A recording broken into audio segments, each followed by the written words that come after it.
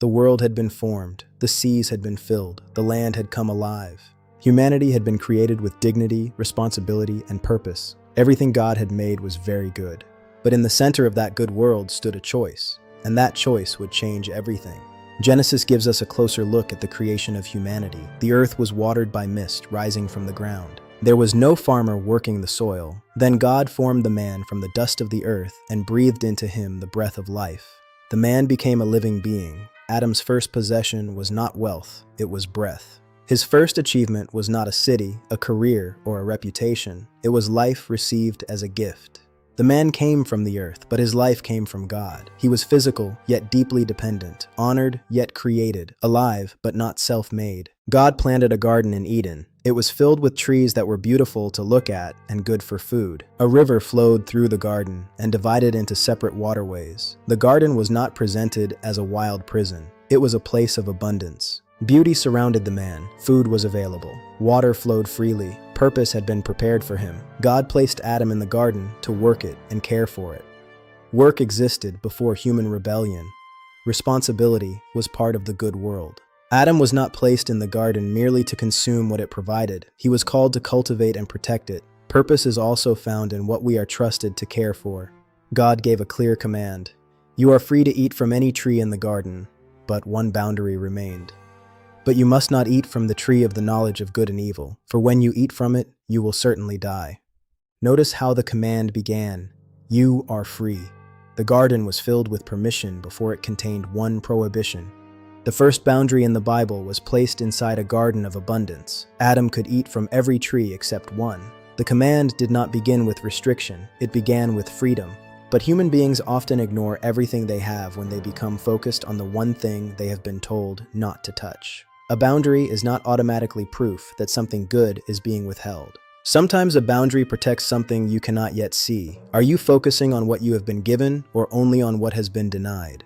God brought the animals to Adam. Adam observed them and gave them names. He saw strength, beauty, and variety. But among all the creatures, no suitable partner was found for him. For the first time in the biblical story, something was described as not good. Adam lived in a perfect environment. He had meaningful work. He had food. He had beauty. He had direct relationship with God. Yet he needed human companionship. Adam lived in a perfect environment. He had meaningful work. He had food. He had beauty. He had direct relationship with God. Yet he needed human companionship. God caused Adam to fall into a deep sleep. From Adam's side, God formed the woman. When Adam saw her, he immediately recognized someone like himself. This is now bone of my bones and flesh of my flesh. Adam did not meet Eve as a servant, stranger, or possession. He recognized shared humanity. They were together without shame. There was no fear of rejection, no manipulation, no comparison, no hidden intention. They were emotionally open and completely safe with one another. Adam had a beautiful environment and meaningful work, yet God still said that being alone was not good. Human beings were created for relationship. But healthy companionship is more than having someone nearby. It requires shared dignity, trust, communication, and responsibility. Healthy love begins when we treat people as persons. A relationship becomes dangerous when one person is treated as inferior or used. Does your relationship create safety or fear? The serpent did not begin by demanding open rebellion. It began with a question. Did God really say? The question distorted what God had said. God had permitted every tree except one. The serpent spoke as though God had forbidden everything. Eve corrected the serpent, but the conversation continued. The serpent then directly contradicted God. You will not certainly die, for God knows that when you eat from it, your eyes will be opened and you will be like God. The temptation attacked trust. Temptation does not always begin by making evil look good. Sometimes it begins by making God look untrustworthy. The serpent suggested the boundary was deprivation, not protection. This pattern still appears today. A harmful relationship can look like freedom. Dishonesty can look like survival. Revenge can look like justice. Compromise can look like opportunity. Before temptation changes your behavior, it often changes the way you interpret the boundary. What voice are you allowing to reinterpret what you already know is wrong?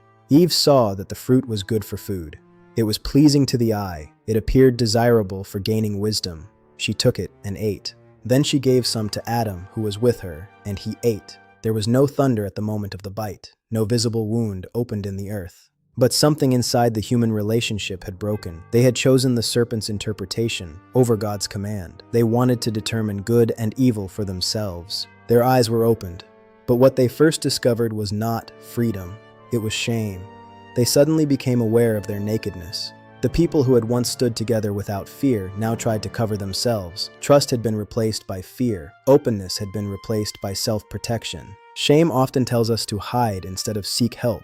We hide messages, we hide spending, we hide mistakes. We hide behind anger, silence, or appearances. But hiding does not remove what happened. Adam and Eve covered their bodies because they could not cover their guilt. The first response to wrongdoing was not confession, it was concealment. What you hide still shapes you. Then they heard the presence of God moving through the garden in the cool of the day. The people who had once lived openly before their Creator now hid among the trees. God's question was not a request for information. It exposed the distance that had entered the relationship. Adam answered from the shadows, "I was afraid, so I hid." Adam admitted eating, but he redirected responsibility. He blamed Eve, and beneath that blame, he also blamed God. "The woman you put here with me, she gave me some fruit." God addressed Eve. "What is this you have done?" Eve acknowledged the deception, but pointed away from herself. "The serpent deceived me, and I ate."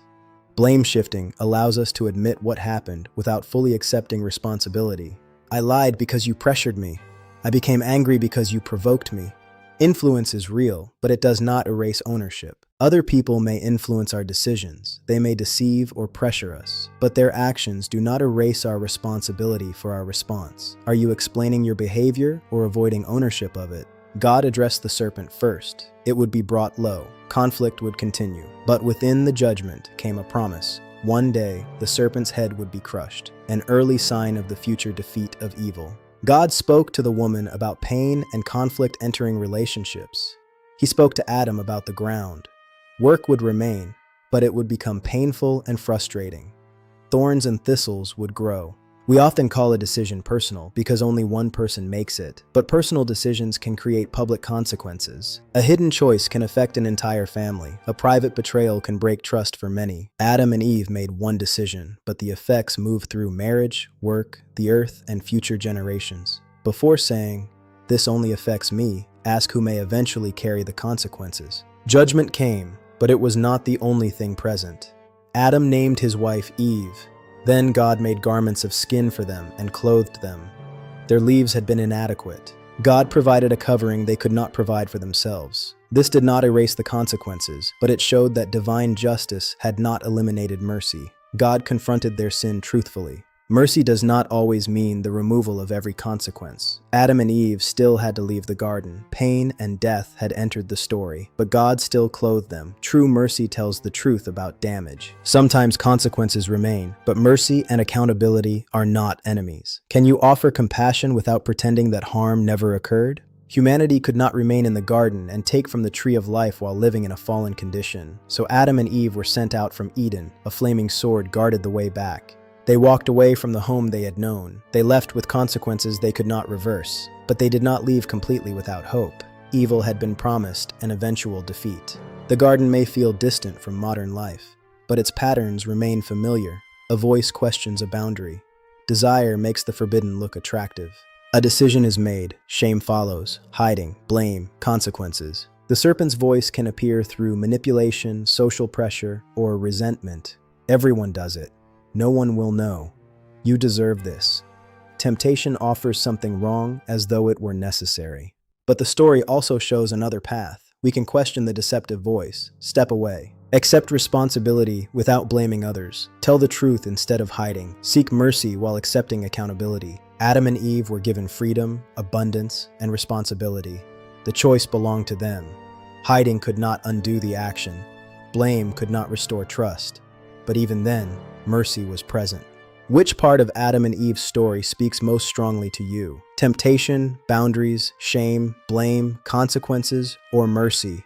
Write one word in the comments and explain why. Subscribe to the Bible in real life as we continue our journey. In the next episode, pain will enter the first family, 2 brothers will bring offerings, and jealousy will become violence.